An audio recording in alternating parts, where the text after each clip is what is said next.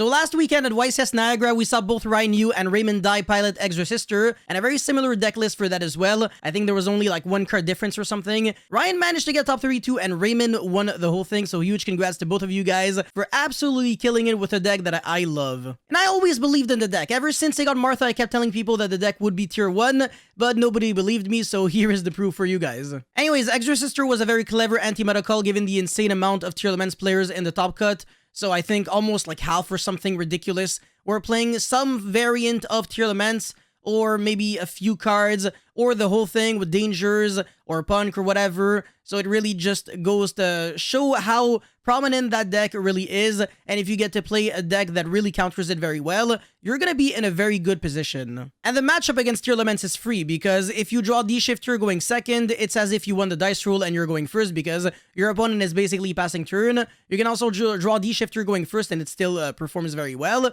And on top of that, the deck is extremely annoying to deal with if you interact with your grave a lot, because it gets to trigger the effect of all your EXOSISTER monsters to summon the Xyz, and some of them are Dweller, Sanafond, Quick Effect Banish, Negate, Bounce Back, etc. Of course, if you're playing EXOSISTER, you still have to be afraid of Splight, because that is a very bad matchup for the deck, since it can absolutely afford to play without interacting with its graveyard, meaning that Vadis would not perform as well. You know, you would not be able to trigger your dead EXOSISTER monsters on the field, or rather they would become dead, because your opponent will just not really use the effect of Elf, would rather jump over the monsters and then main phase 2, once you have absolutely nothing, start playing with the graveyard. But even then, if you go first with EXOSISTER, you can still absolutely win against Splight, because your end board is still like Magnifica and Returnia, which basically allows you to banish like 4 cards your opponent controls, and that would be basically impossible for most decks to deal with. Even against trap decks, you can destroy them really hard, and even against Eldritch, etc. So the deck really has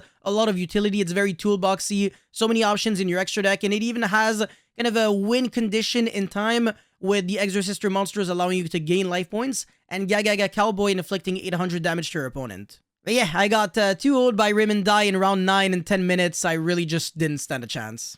D-Shifter is a pretty good card from what I've heard. It's a pretty nice card. But I mean, the deck can literally afford to brick against tier elements and still win, because a single Vadis can be flipped on the effect of any tier in the grave, and then you would be able to summon the Dweller and the Quick Effect Banish, and that's kind of just game, to be honest. So again, when half of the top cut is dominated by tier elements, EXOSISTER becomes a very good meta call. However, if people decide to revert back to playing Splight again, then EXOSISTER will stop being as good as it is right now. So it really just depends on what people decide to play.